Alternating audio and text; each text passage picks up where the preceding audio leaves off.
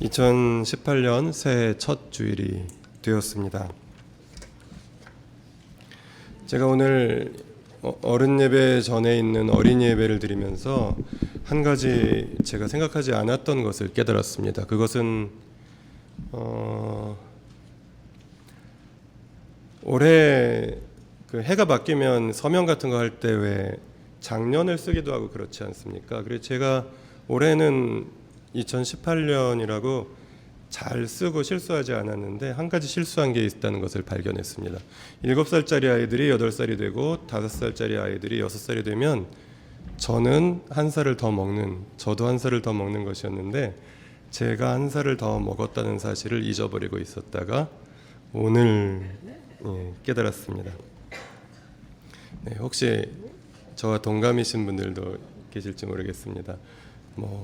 이제 8로 끝나는 분들은 9가 되었고, 그리고 9로 끝나는 분들은 앞에 숫자 하나가 더 이렇게 늘어난 그런 새해를 축하드리며, 함께 이렇게 같이 늙어가는 그런, 또 연약해져 가면서 또 그러나 계속해서 주님 닮아가는 그런 우리가 되었으면 좋겠습니다. 작년 이맘때 광화문 광장을 가득 채웠던 촛불 시민들이 분노 속에서 혹은 당혹감에서 던졌던 질문이 있었습니다. 그것은 이게 나라냐라는 질문이었습니다. 계속해서 드러내면 드러낼수록 황당하게 터져 나오는 그런 기상천외한 범죄들이 다른 곳도 아닌 대한민국의 청와대와 국정원과 그리고 정부기관에서 계속해서 터져 나오는 것을 보는 국민들의 마음은 너무도 답답했고, 그래서 이게 나라냐라고 질문하지 않을 수 없었습니다. 그리고 탄핵이 인용되었고 5월에 대통령 선거가 있었고, 그리고 새 정부가 구성되었고, 그리고 나라 구석구석이 정상화가 되어갈 것이냐 되어가지 않을 것이냐, 이런 갈림길 속에서 2017년에 이 나라는 매우 분주하게 움직였습니다. 나라다운 나라가 되어가는 것은 어쩌면 매우 힘든 일인 것 같습니다. 그런데 대한민국이 나라다운 나라를 고민하던 바로 그 해가 독일에서 마틴 루터에 의해서 일어났던 1517년의 종교개혁 운동이 시작된 지 500년이 되었던 해였습니다. 개신교 종교개혁 500년을 맞이한 지난 한 해, 마침 한국교회는 교회 안쪽으로부터 흘러나오는, 수년째 흘러나왔던 부끄러운 소식들로 인해서 참담한 모습이었고, 그리고 그 참담함에 마침내 정점을 찍었던 것이 바로 세계 최대 규모의 장로교회인 명성교회의 세습 사건이었습니다. 이런 일련의 상황 속에서 우리는 이게 나라냐라고 던졌던 질문을 이게 교회냐라는 질문으로 바꾸어서 우리들 자신에게 던지지 않을 수 없게 된 슬픈 상황에 직면하였습니다.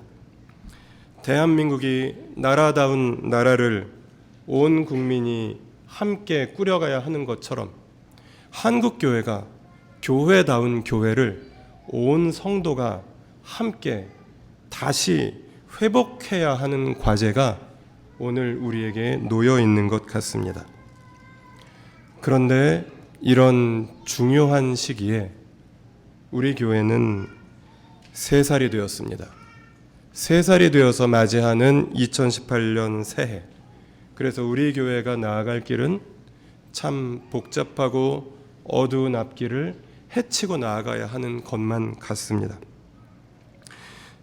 우리 교회는 2014년에 개척을 준비하기 시작해서 2015년 10월에 창립하였고, 그리고 1년 뒤에 창립 1주년을 지나 몇 달 전 작년 10월에 창립 2주년을 맞이하여 이제 3살이 되었습니다.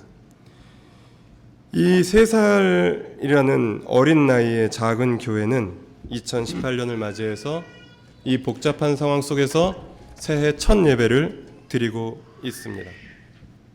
이런 상황 속에서 우리는 이게 교회냐라는 질문이 터져 나오는 이 시대에 과연 어떤 공동체가 되어야 할 것인가 심각하게 질문하지 않을 수 없습니다.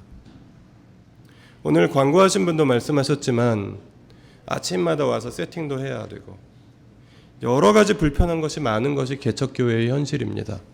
그냥 적당히 괜찮은 기성교회 정해서 다녔으면 될 것을 이렇게 불편하고 힘들게 교회 개척까지 해가면서 우리가 세워가기를 꿈꾸는 이 교회라는 것, 그 공동체는 무엇을 의미할 것인가? 우리는 오늘부터 한 달 동안 그 질문에 답을 함께 찾아가 보기를 원합니다. 감사하게도 우리는 새해를 맞이해서 사도행전 말씀을 함께 묵상하고 있습니다. 이 한 달간의 주일 예배 말씀을 통해서는 우리가 매일 묵상하고 있는 사도행전 말씀과 진도를 맞추어 가지고 우리가 공동체는 과연 어떤 공동체가 되어야 하는가, 그리고 교회란 과연 무엇인가, 성경은 교회를 무엇이라고 말하는가에 대한 질문을 말씀을 통해서 답을 찾아보는 그런 시간을 가지게 될 것입니다. 그래서 오늘은 지난 한 주간 함께 묵상했던 1장부터 3장까지의 말씀인 것입니다. 다행스럽게도 지난 한 주간 우리가 함께 묵상한 사도행전 1장부터 3장에는 교회에 대한 풍부한 자료들이 들어 있습니다. 특별히 오늘은 교회의 정체성, 그리고 교회의 능력, 그리고 교회의 열매에 대해서 함께 생각해보는 시간을 가지도록 하겠습니다. 먼저 우리는 사도행전 1장을 통해서 교회의 정체성과 그 근거에 대해서 성경의 답을 찾아보겠는데요. 어떤 사람이든 어떤 집단이든 그가 혹은 그들이 누구인가를 알기 위해서 가장 먼저 규정해야 되는 것이 정체성입니다. 근데 사도행전 1장은 교회가 그리스도 예수의 공동체다라는 정체성을 명확하게 드러내 보여주고 있습니다. 다 같이 1장 3절부터 5절 말씀 같이 읽어보겠습니다. 예수께서 고난을 받으신 뒤에 자기가 살아계심을 여러 가지 증거로 드러내셨습니다. 그는 40일 동안 그들에게 여러 차례 나타내시고 하나님 나라에 관한 일들을 말씀하셨습니다. 예수께서 사도들과 함께 잡수실 때에 그들에게 이렇게 분부하셨습니다. 너희는 예루살렘을 떠나지 말고 내게서 들은 아버지의 약속을 기다려라. 요한은 물로 세례를 주었으나 너희는 여러 날이 되지 않아서 성령으로 세례를 받을 것이다. 아멘. 사도행전의 저자인 누가는 서론인 1장 1, 2절이 끝나자마자 이 교회라는 집단이 누구의 명령을 따르는 무리인지 그 정체성을 명확하게 보여주고 있습니다. 그들은 고난받으시고 부활하신 예수 그리스도의 명령을 따르는 사람들이다. 그들이 따르는 예수의 가르침은 하나님 나라에 관한 일들이었다라고 본문은 말하고 있습니다. 사도행전 1장 1절부터 3절에 의하면 교회는 예수님의 명령을 따라서 예수님이 승천하신 뒤에 예루살렘을 떠나지 않고 예루살렘에 남아서 예수님의 약속이 이루어질 것을 기다리는 사람들이었습니다. 그리고 이어지는 6절부터 8절 같이 읽겠습니다. 사도들이 한자리에 모였을 때 예수께 여쭈었다. 주님께서 이스라엘에게 나라를 되찾아 주실 때가 바로 지금입니까? 예수께서 그들에게 말씀하셨다. 때나 시기는 아버지께서 아버지의 권한으로 정한 것이니 너희가 알 바 아니다. 그러나 성령이 너희에게 내리시면 너희는 능력을 받고 예루살렘과 온 유대와 사마리아에서 그리고 마침내 땅 끝에까지 이르러 내 증인이 될 것이다. 아멘.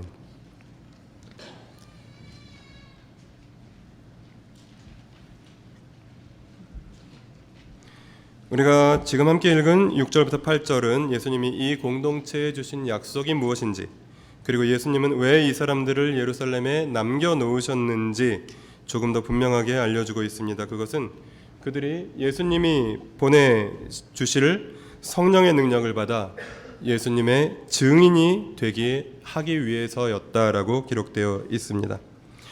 그 중에서도 이 사도행전 1장 8절은 사도행전 전체를 조망하게 해주는 열쇠와도 같은 말씀입니다.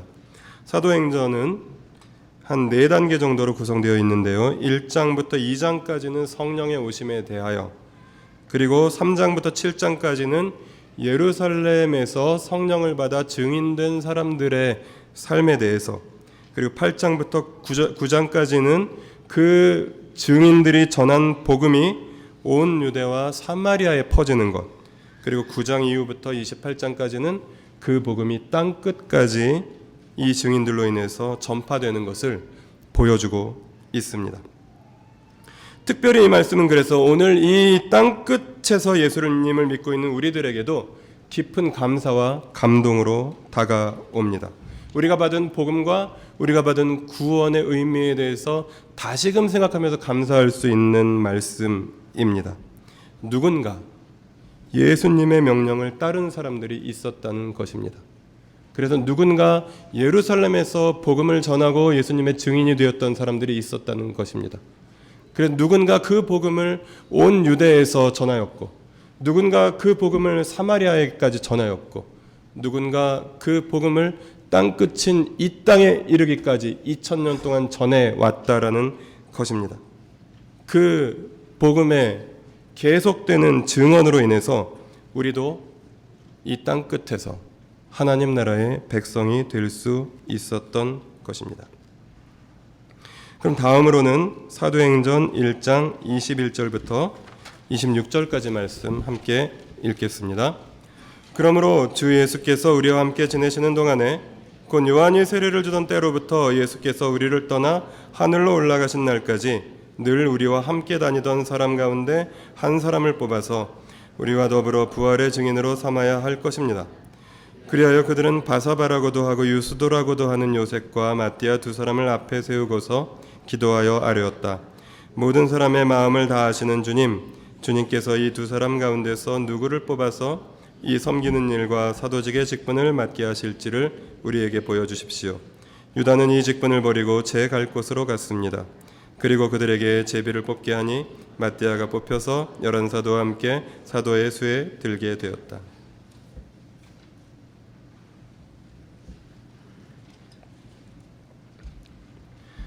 사도행전 1장 15절에 의하면 교회의 초창기였던 당시에 제자들의 숫자는 약 120명쯤 되었다라고 기록되어 있습니다. 그중 핵심적인 제자들은, 사도들은 처음에 12명이었다가 한 사람이 배신해서 떠나버리고 11명이 남아있는 상황이었습니다. 이때 베드로가 전체 제자들 앞에서 12사도 중 빈자리 하나를 채우기를 제안하고 마띠아를 12번째 사도의 빈자리에 추가합니다. 사도 자리가 많이 빈 것도 아닌데 사도가 12명이나 11명이나 큰 차이는 없었을 텐데, 그리고 나머지 11명은 예수님께서 직접 임명하신 사도이기 때문에 더 정통성이 있었을 텐데 왜 굳이 한 명을 더 뽑은 것일까요? 12이 이스라엘 12지파를 상징하기 때문에 교회를 새로운 이스라엘로 제시하기 위해서 12의 10배수인 120과 12를 강조하고 있는 것으로 보입니다. 그러나 또 한 가지 중요한 사실은 결혼이 생긴 예수 그리스도의 제자 공동체 12를 다시 채우고 다시 회복하는 것을 통해서 그들이 누구인가를 정체성을 규정하려 하였다라는 데 있습니다. 마치 이렇게 말하는 것 같습니다. 우리는 예수님께서 세우신, 그리고 예수님과 함께했던, 그리고 예수님께 직접 배웠던 12명의 제자들이 이끄는 공동체입니다라고 고백하는 것과 같습니다. 이를 통해서 우리가 깨달을 수 있는 한 가지 사실은 이 세상에 다양한 교회들이 있지만 이 세상에 존재하는 교회라는 이름으로 존재하는 그 어느 교회도 어느 사람이 세운 것이 아니고, 그리고 어쩌다가 하늘에서 떨어진 것이 아니고 예수님과 공생의 사역 기간을 함께 했던 12 제자의 그런 사도적인 전통이 전해져 내려온 그것을 계승하고 있는 사도적 공동체요 제자 공동체라는 사실을 우리가 명확하게 알 수 있도록 해준다는 데 있습니다. 그래서 이 땅 끝에서 함께 쇠살이 되어서 예배를 드리고 있는 우리 나들목 일산교회라는 공동체도 그 누가 세운 교회가 아니라, 심지어 우리가 세우고 있는 교회가 아니라 예수 그리스도의 가르침을 받았던 사도들로부터 전수된 하나님 나라의 복음을 계승한 이 시대의 제자 공동체의 일원이라는 사실을 우리는 반드시 기억해야 한다는 것입니다.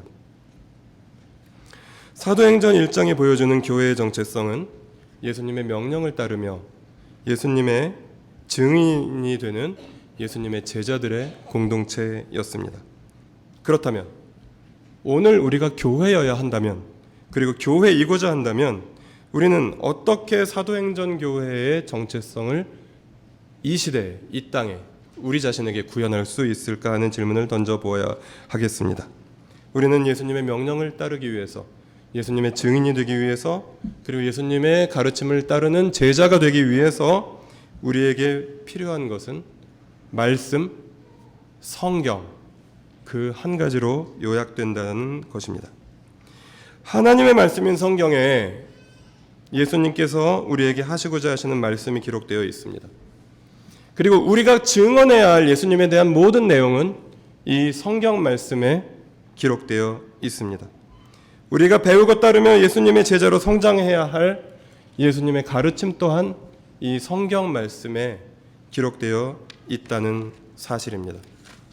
그래서 우리 교회가, 우리가 함께 목자회의를 통해서 우리 교회의 올해 사역 비전으로 함께 나누고 있는 교회다운 교회를 세워가는 사람들이 되기 위해서 우리가 가장 먼저 붙잡아야 할 것은 하나님의 말씀인 성경이라는 말씀입니다.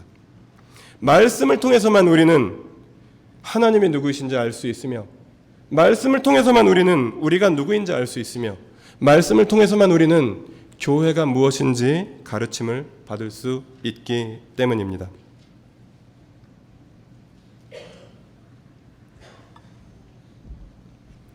제가 목소리가 지금 현재 잘 나오지 않아서, 잘 나와도 좋은 목소리는 아닙니다만 잘 나오지 않아서 죄송한 가운데 있습니다. 아시는 분은 아시겠지만 제가 지금 드리는 말씀은 더 충격적일 수도 있는데요. 지금 3일째 A형 독감을 앓고 있습니다. 거의 다 나은 것 같지만 그래도 아까 예배 시작하기 전에 마스크를 쓰고 있었고요. 그리고 침이 튀길 수 있는 이 앞자리는 지금이라도 뒤로 가셔도 됩니다. 제가 상처받지 않습니다.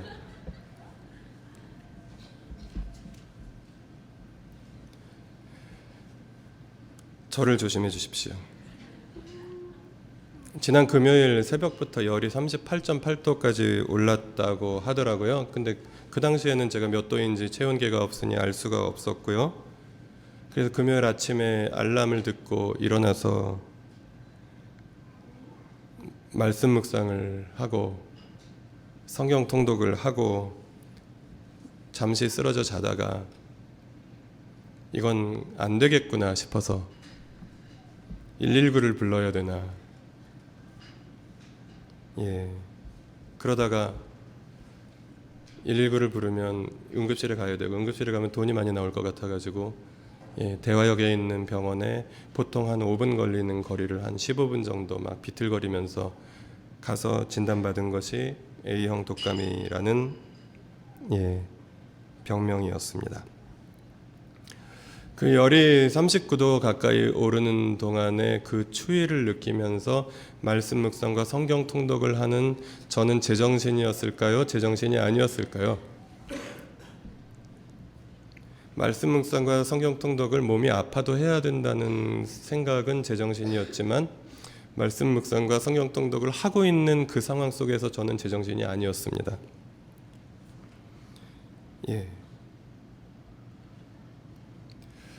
저는 여러분께 이렇게 아픈데도 말씀 묵상을 해야 한다고 요구하지 않습니다. 아프면 하지 마시기 바랍니다. 아픈 날은 쉬시고 안 아픈 날만 말씀 묵상 열심히 해주셨으면 좋겠습니다. 저를 목사로 둔 여러분께는 불행한 일이지만 저는 훌륭한 사람도 못 되고 착한 사람도 아니라서 여러분께 저를 본받으라는 말씀은 잘 드리지 않습니다. 다만 이진아 목사를 본받으라는 말씀은 가끔 드리긴 하는데요. 다만 여러분께 부탁드리고 싶은 것은 함께 말씀 묵상하자는 것입니다. 새해를 맞이해서 더욱 그러하였으면 좋겠습니다. 새해를 맞이해서 많은 분들이 새롭게 말씀 묵상에 참여하고 계시고 새해를 맞이해서 많은 분들이 성경 통독에 뜨겁게 참여하고 계십니다. 이 뜨거움에 함께 했으면 좋겠습니다. 왜냐하면 이 말씀이 사도행전 1장이 말하는 기독교 공동체, 교회의 정체성의 근거이기 때문입니다. 사도행전 1장을 읽어보신 분들은 우리 교회가 대단한 교회나 놀라운 교회가 아니라는 사실을 아실 것입니다. 말씀 묵상을 강조하지 않는 교회가 대단한 교회고 말씀 묵상을 강조하지 않는 교회가 놀라운 교회지, 말씀 묵상을 강조하고 함께 하자고 권면하고 그리고 즐겁게 함께하는 교회는 지극히 평범한 지극히 성경적인 교회다라는 말씀입니다. 여러분, 2018년 한 해 우리는 대단하거나 놀라운 교회가 아니라 이 땅에 평범한 하나님 말씀을 즐거워하고 그 말씀을 아침 저녁으로 묵상하고 그리고 그래서 시냇가에 심은 나무가 계절을 따라서 새로운 열매를 맺고 그 잎사귀가 마르지 않은 것 같이 그런 우리 교회도 그리고 여러분 한 분 한 분도 그리고 여러분 한 분 한 분의 가정도 그렇게 말씀에 뿌리 내린 아름다운 많은 나무들 중에 한 그루처럼 그렇게 푸르고 그렇게 열매 풍성하게 성장해 갈 수 있었으면 좋겠습니다. 우리가 그렇게 되어갈 때 우리의 정체성은 우리가 애써 내세우지 않아도 우리는 예수님의 명령을 따르는 사람들, 예수님의 가르침을 받는 사람들, 그리고 예수님을 우리의 삶 속에서 증언하는 사람들로 하나님께서 만들어가 주실 것을 우리는 믿습니다. 이제 우리는 능력에 대해서 한번 살펴보았으면 좋겠습니다. 이 교회라는 공동체의 능력, 사도행전 2장의 말씀을 통해서 우리는 이 교회라는 공동체의 능력이 어디서 나오는가를 알게 됩니다. 그것은 성령의 능력입니다. 다같이 사도행전 2장 1절부터 11절 말씀 같이 읽겠습니다. 오순절이 되어서 그들은 모두 한 곳에 모여 있었다. 그때 갑자기 하늘에서 세찬 바람이 부는 듯한 소리가 나더니 그들이 앉아있는 온 집안을 가득 채웠다. 그리고 불길이 솟아오를 때 혓바닥처럼 갈라지는 것 같은 혀들이 그들에게 나타나더니 각 사람 위에 내려앉았다. 그들은 모두 성령으로 충만하게 되어서 성령이 시키는 대로 각각 방언으로 말하기 시작하였다.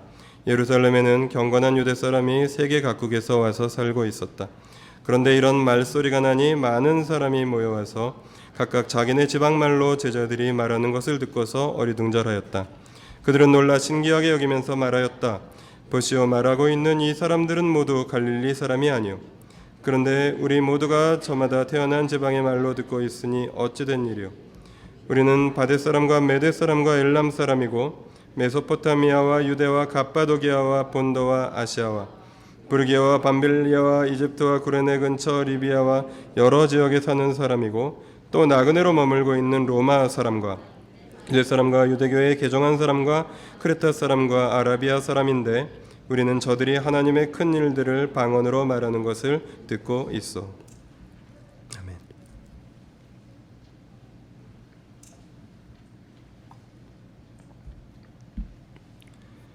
함께 읽은 2장 본문은 예루살렘의 어느 다락방에 모인 120명 제자들에 관한 이야기입니다.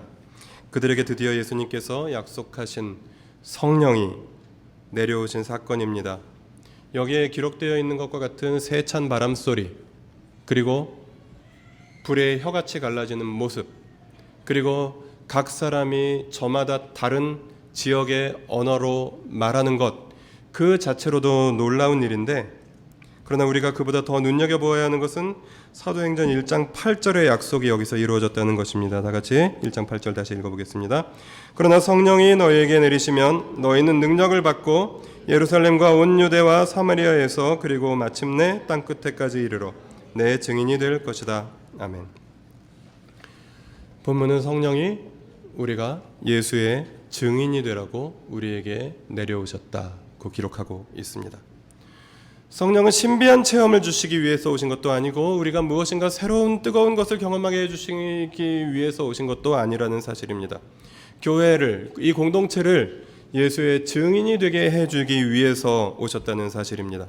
그래서 그 능력으로 말미암아 오순절을 맞이해서 세계 각지에서 모였던 경건한 유대인들, 그 디아스포라 유대인들이 그들의 각기 국적에 따라서 살고 있는 지역에 따라서 그들의 언어로 그들이 알아들을 수 있는 각 나라의 말로, 그것을 대부분 갈릴리 사람들이었던 이 120명의 처음 신자들이 각기 그들의 말로 하나님 나라의 큰 일을 증언하는 것을 하나님 나라의 백성인 우리들이 함께 보고 있는 것입니다. 교회는 성령의 능력이 함께하는 공동체입니다. 그래서 성령께서 교회에 임하셔서 능력을 주시면 교회와 교회에 속한 모든 사람들은 예수 그리스도를 증거할 수 있습니다. 나의 능력으로는 할 수 없지만 성령께서 주시는 능력으로 우리는 비로소 예수의 증인이 될 수 있습니다. 뿐만 아니라 하나님께서는 우리가 성령의 능력으로 담대히 예수님을 증언할 수 있게 해주실 뿐만 아니라 우리의 증언을 들은 사람들이 주님께 돌아올 수 있도록 인도해 주신다고 성경은 말하고 있습니다. 다 같이 2장 37절부터 42절까지 같이 읽어보겠습니다. 사람들이 이 말을 듣고 마음이 찔려서 형제들이여 우리가 어떻게 하면 좋겠습니까? 하고 베드로와 다른 사도들에게 말하였다. 베드로가 대답하였다. 회개하십시오. 그리고 여러분 각 사람은 예수 그리스도의 이름으로 세례를 받고 죄 용서를 받으십시오. 그리하면 성령을 선물로 받을 것입니다. 이 약속은 여러분과 여러분의 자녀와 또 멀리 떨어져 있는 모든 사람, 곧 우리 주 하나님께서 부르시는 모든 사람에게 주신 것입니다. 베드로는 이 밖에도 많은 말로 증언하고 비뚤어진 세대에서 구원을 받으라고 그들에게 권하였다. 그의 말을 받아들인 사람들은 세례를 받았다. 이렇게 해서 그날의 신도의 수가 약 3,000명이나 늘어났다. 그들은 사도들의 가르침에 몰두하며 서로 사귀는 일과 빵을 떼는 일과 기도에 힘썼다.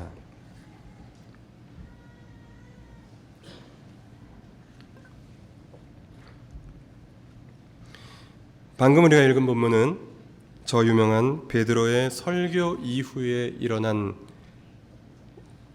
세계 각지에서 모인 유대 사람들의 반응이었습니다. 베드로의 설교를 듣자 그들은 마음이 찔렸습니다. 약 50일쯤 전에 예루살렘에서 처형당했던 예수라는 자칭 메시아가 아니라 바로 하나님께서 보내신 진짜 메시아였다는 사실을 그들은 베드로의 이번 설교를 통해서 들을 수 있었습니다.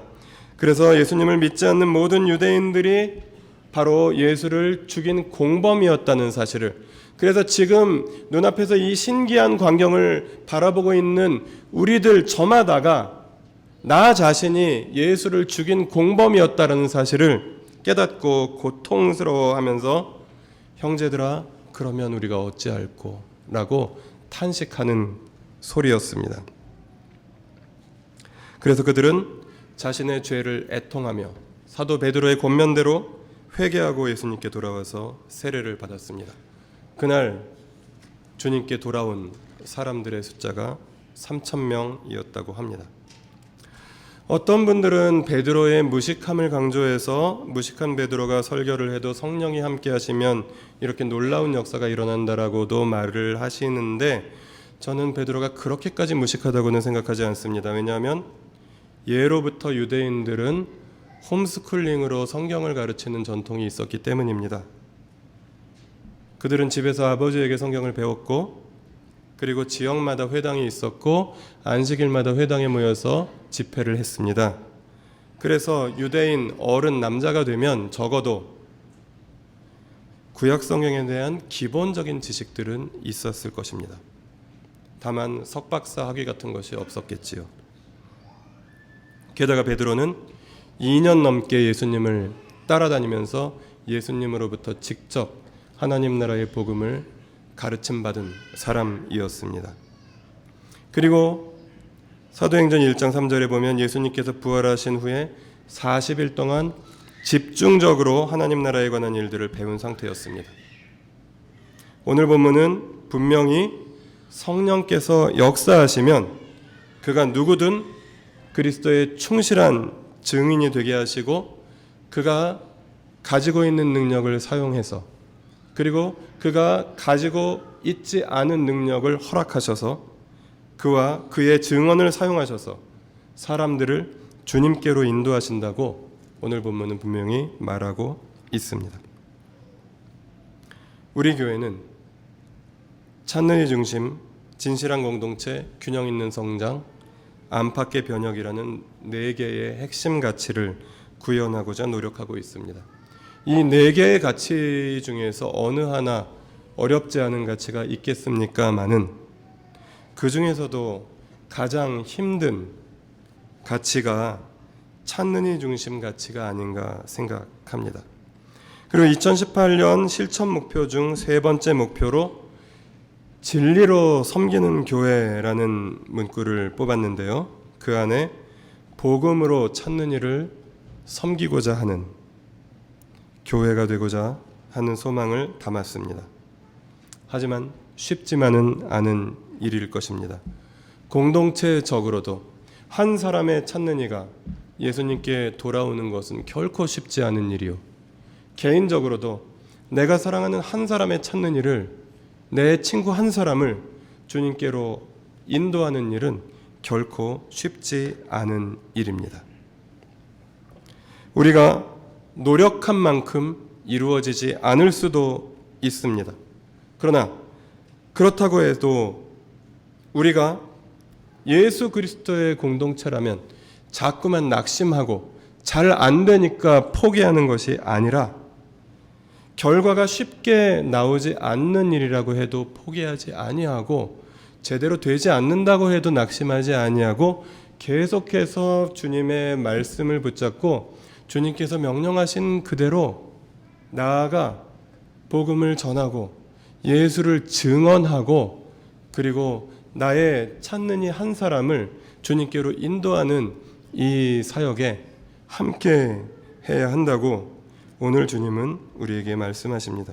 그것이 바로 성령을 의지해서 주님께서 땅 끝까지 이르러 내 증인이 되라고 말씀하신 그 말씀에 순종하는 일입니다.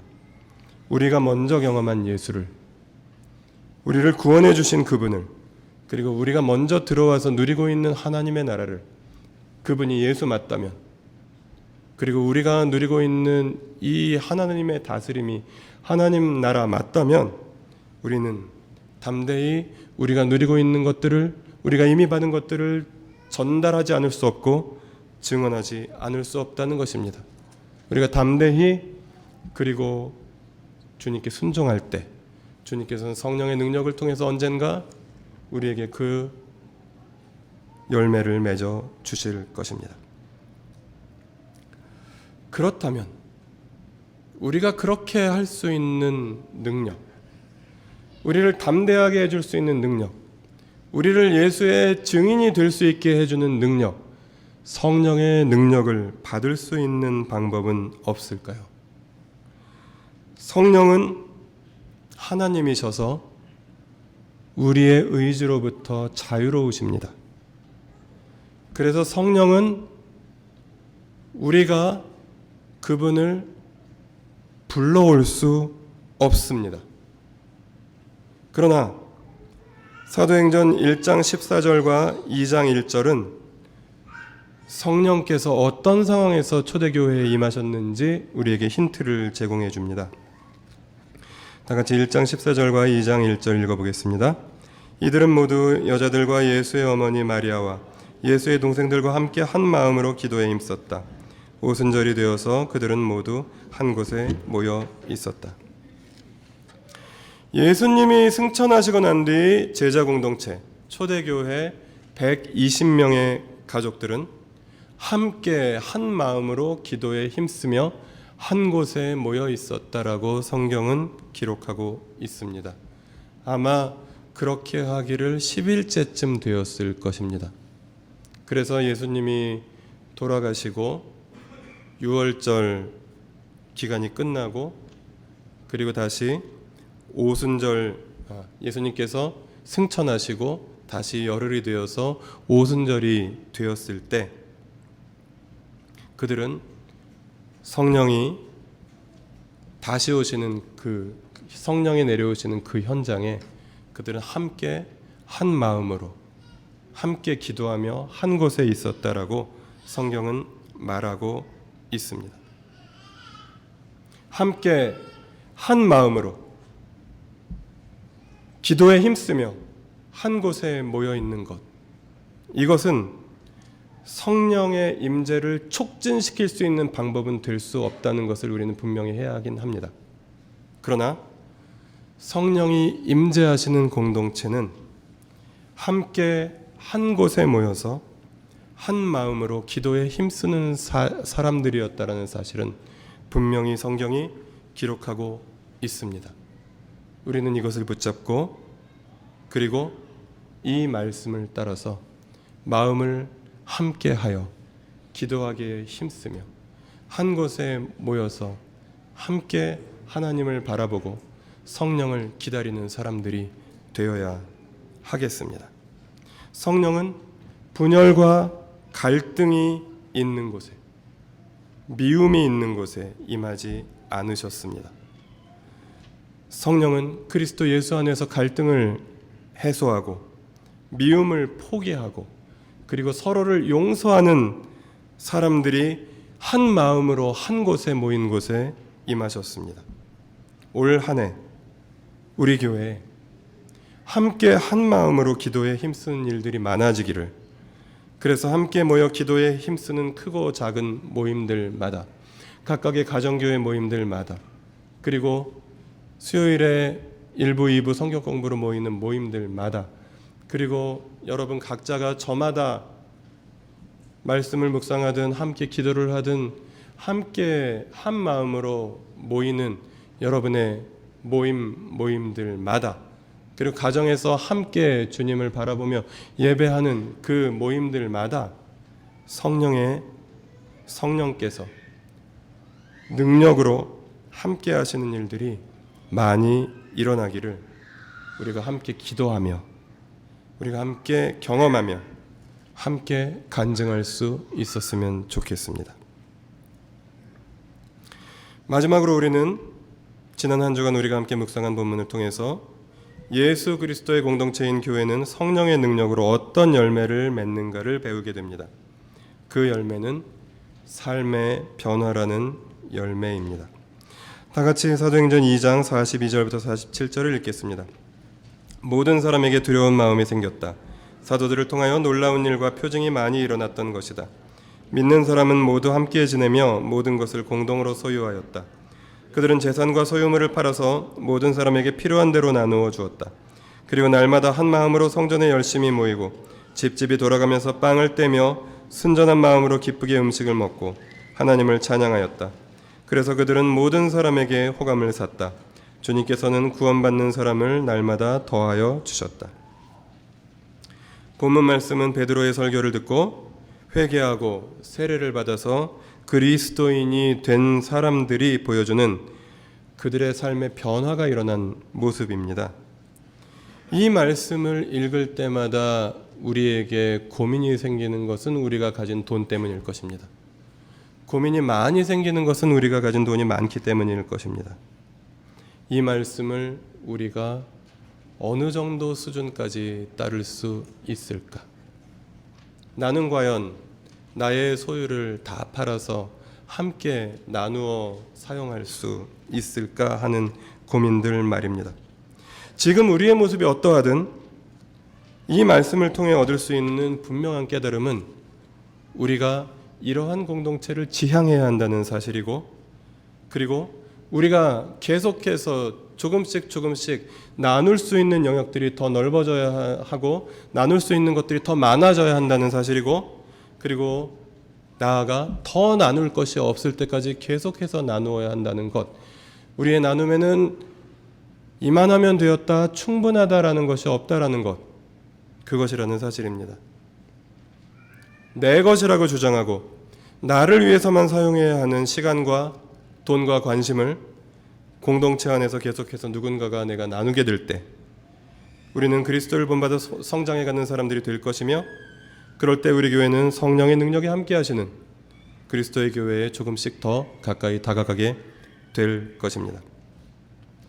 이를 위해서 2018년 올 한 해 우리 교회의 실천 목표 중 두 번째는 사랑으로 나누는 교회입니다.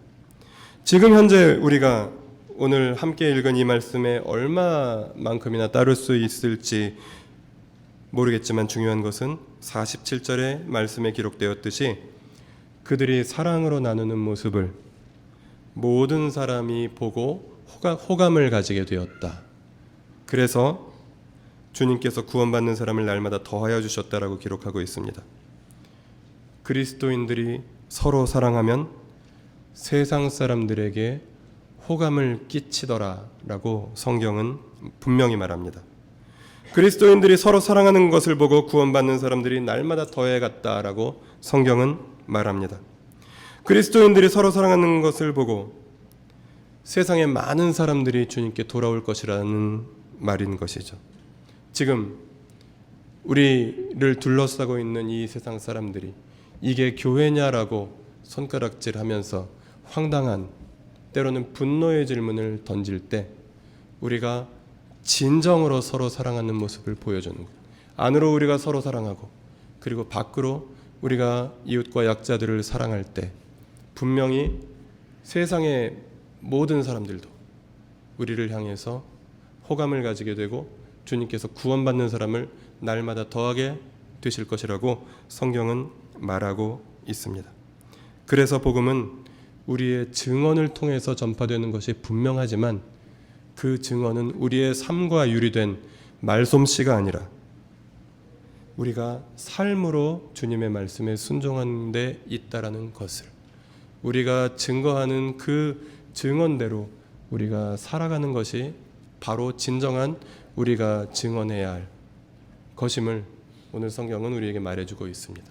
이것이 어떻게 가능할까요? 성령의 능력으로 이것은 가능해진다는 것입니다. 이제는 바로 어제 묵상했던 본문 사도행전 3장 1절부터 10절 말씀 함께 읽겠습니다. 오후 3시에 기도 시간이 되어서 베드로와 요한이 성전으로 올라가는데 나면서부터 못 걷는 사람을 사람들이 떠매고 왔다. 그들은 성전으로 들어가는 사람들에게 구걸하게 하려고 이 못 걷는 사람을 날마다 아름다운 문이라는 성전문 곁에 앉혀 놓았다. 그는 베드로와 요한이 성전으로 들어가는 것을 보고 구걸을 하였다. 베드로가 요한과 더불어 그를 눈여겨보고 그에게 말하였다. 우리를 보시오. 그 못 걷는 사람은 무엇을 얻으려니 하고 두 사람을 빤히 쳐다보았다. 베드로가 말하기를 은과 금은 내게 없으나 내게 있는 것을 그대에게 주니 나사렛 예수 그리스도의 이름으로 일어나 걸으시오 하고 그의 오른손을 잡아 일으켰다. 그는 즉시 다리와 발목에 힘을 얻어서 벌떡 일어나서 걸었다. 그는 걷기도 하고 뛰기도 하며 하나님을 찬양하면서 그들과 함께 성전으로 들어갔다.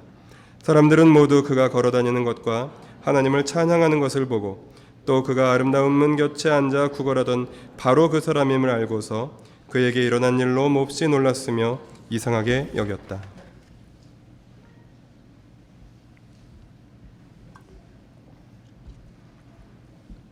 이 본문에서도 우리는 교회를 통해서 삶의 변화로 열매를 맺게 하시는 성령의 능력을 보게 됩니다. 본문에는 나면서부터 걸음을 걷지 못하는 장애를 가졌던 한 중년 남자의 이야기가 나옵니다. 그는 매일같이 성전에 나오는 사람이었습니다. 하지만 안타깝게도 그는 매일같이 성전에 나오면서 성전에 들어가지 못하고 성전 문 앞에서 구걸만 할 수밖에 없었습니다. 그가 얼마나 성실하게 성전 문 앞에 나와서 구걸을 하는지 성전에 드나드는 사람들이면 그가 누구인지 익히 알아볼 수 있었습니다.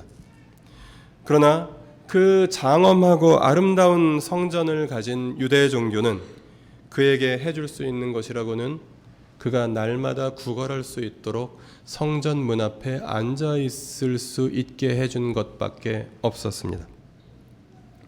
그래서 그는 그저께도 거지였고 어제도 거지였고 오늘 본문에 나오는 오늘도 거지였습니다. 그런데 그런 식으로 40살이 넘은 그의 인생에 놀라운 변화가 일어났다고 성경은 말합니다. 교회의 지도자였던 베드로와 요한이 예수님께 배운 대로 걷고 그를 일으켜 주어서 그는 걸을 수 있었고 걷고 뛰며 성전에 들어가서 함께 하나님을 찬양할 수 있게 되었다라고 성경은 말합니다.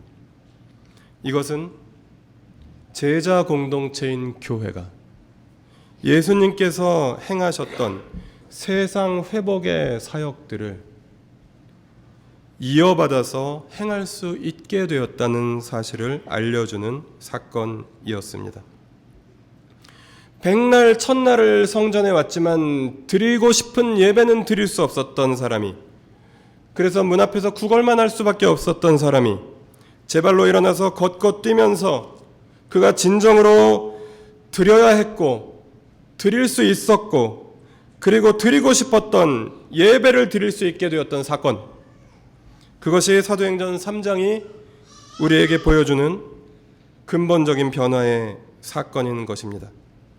그래서 교회는 사람들의 깨어진 삶을 유지시켜주는 것이 아니라 사람들의 깨어진 삶이 변화를 일으키고 그래서 회복된 삶으로 변화될 수 있도록 도와주는 근본적인 변화를 일으키는 공동체라는 것을 성경은 우리에게 말합니다. 그래서 교회는 안으로 하나님께서 서로에게 주신 것들을 사랑으로 나누며 밖으로 세상의 이웃과 약자들에게 우리가 받은 사랑을 나눔으로써 그들이 삶이 변화될 수 있도록, 우리가 서로의 삶이 변화될 수 있도록 도와주는 공동체가 되어야 하겠습니다. 우리가 참된 예수 그리스도의 공동체라면, 우리가 성령의 능력을 힘입는 공동체라면 우리는 그렇게 해야 하고 그렇게 할 수 있고 그렇게 될 수 있다고 주님은 오늘 말씀을 통해서 우리에게 가르쳐 주십니다. 작년 한 해 동안 우리 교회에 찾아오신 분들의 숫자는 다 합해서 47명이었습니다. 감사하게도 작년 한 해 동안 우리는 그분들 중에서 거의 그 귀한 영혼들을 잃어버리지 않고 돌볼 수 있었고 또 함께 가족이 되어갈 수 있었습니다. 그래서 그분들 중에서 47명 중에서 43명이 풍성한 삶의 디딤돌을 마쳤고 36명은 이미 가족이 되어서 이곳에서 함께 예배를 드리고 있습니다. 그리고 나머지 분들도 계속해서 복음을 나누고 있는 찾는 분들입니다. 올 한 해도 이 공동체를 통해서 하나님께서 만나게 해주실 많은 새로운 만남들을 기대합니다. 그래서 주님께서 기뻐하시는 제자 공동체, 성령의 권능이 함께 하시는 공동체가 되어서 주 예수 그리스도의 공동체가 되어서 그래서 교회다운 교회에 함께 속해서 함께 세워져 가며 그리스도인다운 그리스도인으로 함께 성장해 갈 수 있었으면 좋겠습니다. 올 한 해 우리 공동체에서 하나님께서 많은 일들을 하실 텐데, 그런데 중요한 것은 많은 사람을 모으고 많은 헌금을 모으고 많은 일들을 하고 여기저기 우리를 필요로 하는 곳에 가서 함께 일하는 것, 이것은 물론 좋은 일일 것입니다. 그러나 그 이전에 주님께서는 올해 첫 번째 한 주간 동안 사도행전 1장부터 8장까지를 우리가 함께 묵상하게 하셨고, 이렇게 새해 첫 예배를, 주일 예배를 함께 드리고 있는 이 3살이 된 2018년의 공동체에 우리 공동체의 정체성을 먼저 확인하라고, 너희는 나 예수의 공동체가 되어라. 너희는 나를 따르고 나의 증인들이 되어라. 그렇게 우리에게 말씀하십니다. 그래서 주님을 따르는 주 예수의 공동체, 성령의 권능을 힘입는 공동체가 되기를 소망하는 우리에게 주님께서는 약속하십니다. 내가 나의 영을 너희 모든 사람들에게 부어줄 것이다. 그래서 너희의 자녀들은 예언을 할 것이고 너희의 젊은이들은 환상을 볼 것이고 너희의 늙은이들은 꿈을 꿀 것이다. 성령의 능력으로 내가 너희에게 그렇게 할 것이다 라고 말씀하십니다. 주님의 영의 능력에 힘입어 교회다운 교회로 함께 세워져가며 하나님 나라 백성다운 그리스도인다운 그리스도인으로서 삶의 변화를 우리가 함께 직접 먼저 그리고 우리 모두가 함께 경험해가는 2018년 한 해를 맞이하시기를 주님의 이름으로 부탁드립니다.